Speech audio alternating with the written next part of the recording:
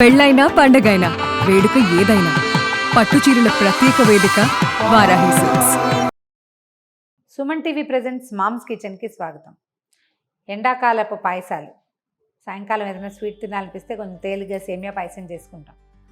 సగ్గుబియ్యం పాయసం కూడా చేసుకోవచ్చు ఈ రోజుల్లో. అయితే కొబ్బరికాయలు ఉంటే కొబ్బరి పాయసం చాలా బాగుంటుంది. ఈజీ అండ్ సింపులే, అయితే కష్టం కాదు. అయితే ముదురు కొబ్బరికాయ బాగా కసకసలాడేది కాకుండా లేతకాయ, మనం కొబ్బరి నీళ్ళు తాగుతాం చూడండి, తాగాక కొన్నిట్లలో కొంచెం బాగా ఆ మాత్రం కనపడుతుంటుంది. ఒక పావు ఇంచి కంటే తక్కువ మందంలో కొబ్బరి కనిపిస్తుంది. ఆ కొబ్బరి అయితే ఇంకా చాలా చాలా బాగుంటుంది.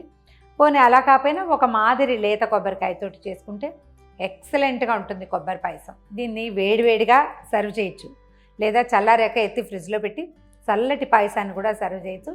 చల్లగా సర్వ్ చేయాలంటే మరి ఇంకో కొంచెం పలచగా చేసుకోవాలంతే. ఈజీ మెథడే చెప్తాను చూడండి. ముందు ఒక పాన్ పెట్టుకుందాము. దీనికి ఏంటంటే కొబ్బరి పాయసం అని చెప్పాం, కానీ కొబ్బరికి బేస్ ఎప్పుడు కూడా రైస్ ఉండాలి.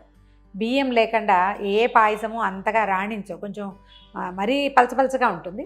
కొద్దిపాటి బియ్యం ఏం చేద్దామంటే, బియ్యపు రవ్వ కనుక మన దగ్గర ఉంటే బియ్యపు రవ్వ వేసుకోవచ్చు. ఇది వరకు నూకలతోటి చేసేవాళ్ళం. రవ్వ లేదనుకోండి, కొంచెం 4 స్పూన్లు బియ్యాన్ని గ్రైండ్ చేసేస్తే మనం ఒక కొబ్బరికాయ ఇలా మీడియం సైజ్ కొబ్బరికాయ చేయదలుచుకున్నాం అనుకోండి, దానికి ఒక 2-3 స్పూన్ల బియ్యపు రవ్వ సరిపోతుంది. ఇది వరకు అండి బియ్యపు రవ్వతో చేసేటప్పుడు నేను బియ్యపు రవ్వని డైరెక్ట్గా నీళ్ళల్లో వేసేసేదాన్ని, అంటే ఉడికిచ్చేదాన్ని. తర్వాత అంటే ఇటీవల కాలంలో లేండి, అంటే యూట్యూబ్ వల్ల దొరికిన చాలామంది ఫాలోవర్స్లో ఒకళ్ళిద్దరు అనుకోండి, 20-30 మంది కేరళలోను కర్ణాటకలోను సెటిల్ అయిన మన తెలుగు వాళ్ళే ఉన్నారు. అయితే వాళ్ళు ఏం చెప్పారంటే, ఆవిడతో 2-3 మాట్లాడుతుండగా ఏదో సందర్భం వస్తుంది కదా, ఫలానా అది చేశాను అని చెప్పేది. అప్పుడు ఆవిడ ఏం చెప్పారంటే, మీరు ఒట్టిగా వేయొద్దు, బియ్యాన్ని వేయించి ఉడికించండి, చాలా బాగుంటుంది అన్నారు. సో ఆ స్టైల్లో చేయడం మొదలుపెట్టాను, చాలా బాగుంది. కొద్దిగా ప్యాన్ వేడి చేసి కొంచెం నెయ్యి, ఎక్కువ వద్దు, కొద్దిపాటి నెయ్యి. ఇందులో చాలా నెయ్యి ఏం పట్టదు, మనం కొబ్బరి వేస్తాం కదా. కొబ్బరి పాలతోటి కూడా చేసుకోవచ్చు, నేను కొబ్బరితోటే చేస్తున్నాను, ఇదే బాగుంది అనిపించింది నాకు. కాసిన జీడిపప్పులు వేయించి తీసేద్దాము. బాదాములు ఉంటే అవి, కిస్మిస్లు ఉంటే అవి, తర్వాత వాల్నట్స్, పిస్తా ఏవైనా వేయించుకోవచ్చు, మన ఇష్టం, మన దగ్గర ఏవి ఉంటే అవి. కాస్త చిన్న ముక్కలు చేసి పప్పులు వేయించి పెట్టేద్దాం పక్కన.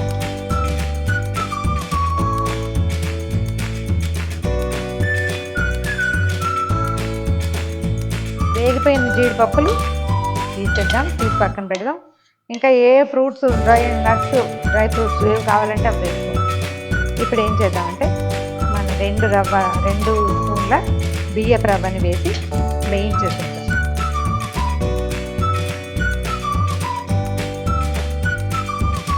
దీనికి చాలా నెయ్యి వద్దండి, కొంచెం నెయ్యి చాలు, జస్ట్ అది వేగితే సరిపోతుంది.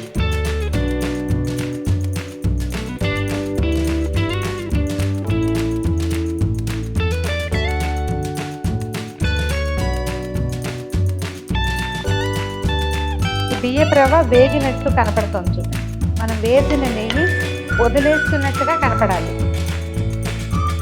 ఇప్పుడు ఏం చేద్దామంటే, ఏవి మొహమాట పడకుండా ఒక గ్లాసు నీళ్ళు పోసి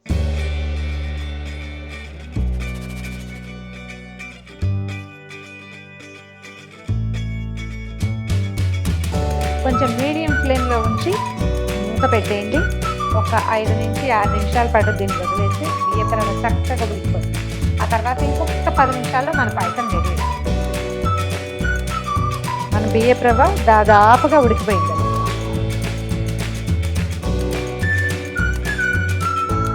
ఇప్పుడు ఏం చేద్దామంటే, ఇప్పుడు ఇంత మాత్రం ఉడికింది, ఇందులో మనం కొబ్బరి గుజ్జు వేస్తే చక్కగా ఉడుకుతుంది. లేకపోతే రవ్వ కలవక కొంచెం కసకసలాడుతూ ఉంటుంది. రవ్వ వేగిన వాసన కూడా చాలా ఎక్సలెంట్గా వస్తుంది, బాగుంది. ఒక 3/4 గ్లాసు పాలు పోసేయండి ఇందులో. తర్వాత ఇదే సైజు కొబ్బరికాయని మెత్తగా మిక్సీలో వేసి చూడండి ఎంత పేస్ట్ చేసాను. దీన్ని ఏంటంటే మనం కోరు కూడా వేసుకోవచ్చు. కోరు వేస్తే ఏమవుతుందంటే, పూర్తిగా ఉడికిన తర్వాత కోరు రవ్వగా విడిపోయి విడివిడిగా కనిపిస్తుంది, చక్కగా అంటే గుజ్జుగా ఉండదన్నమాట. అందుకని కొంచెం ఇట్లా మెత్తగా చేసేసుకోవాలి. దీన్ని అకేషనల్గా కదుపుతూ మొత్తం కొబ్బరి పాలు తర్వాత ఈ బియ్యపు రవ్వ బాగా కలిసిపోయేలాగా చేద్దాము. పంచదార ఇప్పుడే వేయం, ఒక 2 నిమిషాలాగి వేసుకుందాం. మూత పెడదాం. కానీ దీనికి మాత్రం దగ్గర ఉండాలి, లేకపోతే అడుగంటుకుంటుంది. కొబ్బరి కదా, అది అడుగంటకుండా మధ్య మధ్యలో కలుపుకోవాలి. దీన్ని మనం ఇవాళ పంచదారతో చేసుకుంటున్నామండి. ఇంట్రెస్ట్ ఉన్న వాళ్ళు బెల్లంతో కూడా చేసుకోవచ్చు. బెల్లం వేసేసరికల్లా దీని రంగు మారుతుంది, గోల్డెన్ ఎల్లో కలర్ వస్తుంది. కొబ్బరి పాయసం తెల్లగా ఉంటే బాగుంటుంది. మనం 3, 4 ఐటమ్స్ ఉన్నప్పుడు తెల్లగా చేసుకుంటే డిఫరెంట్గా కనపడుతుంది, కొబ్బరి అందంగా అనిపిస్తుంది అనమాట. కాదు బెల్లమే కావాలంటే డైరెక్ట్గా ఇందులో మాత్రం వేయకూడదు, పంచదారలాగా బెల్లాన్ని చక్కగా కరగబెట్టి ముందే పక్కన పెట్టేసుకోండి. అది చల్లారిపోతుంది. ఈ స్టవ్ ఆపాక అప్పుడు ఆ బెల్లం పాకం పోసేసి అది తిప్పేస్తే చక్కగా కలిసిపోతుంది. చూద్దాం. కొత్త కొత్తలాడుతుంది. ఎక్కువ పాలేం పోయక్కర్లేదు.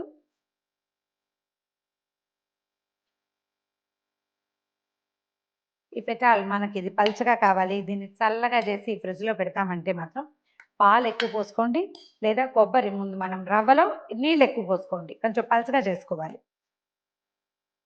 ఇంకొక నిమిషం ఉడకనిద్దాము. పాలు కొబ్బరి వేసాక ఆల్ టుగెదర్ ఇంకొక 5 మినిట్స్ ఉడకనిస్తే సరిపోతుంది.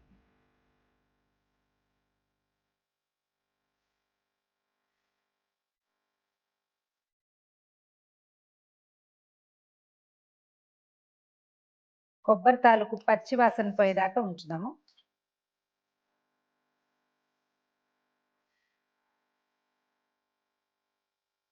కొబ్బరి బియ్యపు రవ్వ రెండు కలిసి చిక్కగా అవుతున్నాయి. కొంచెం కొత్త కొత్త ఆగుతుండగానే మనం పంచదార వేసేసేయచ్చు. Okay, sugar వేసేద్దామండి. ఒక 3/4 కప్పు పెట్టాను. పంచదార వేసేసరికి కొంచెం పలుచగా అవుతుంది.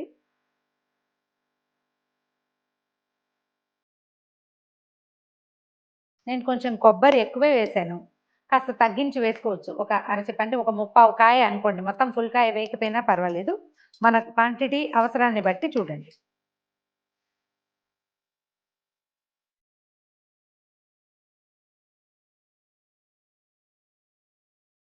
పంచదార వేసి ఒకసారి కలిపేసాము, మూత పెడితే ఒక 2 నిమిషాలు ఉంచితే సరిపోతుంది.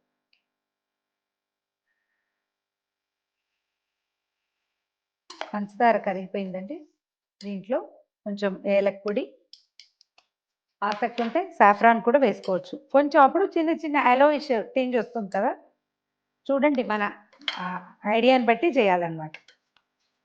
ఏలక పొడి వేసాక వేయించి పెట్టుకున్న జీడిపప్పు ముక్కలు వేసేసి గార్నిష్ చేసేయటమే.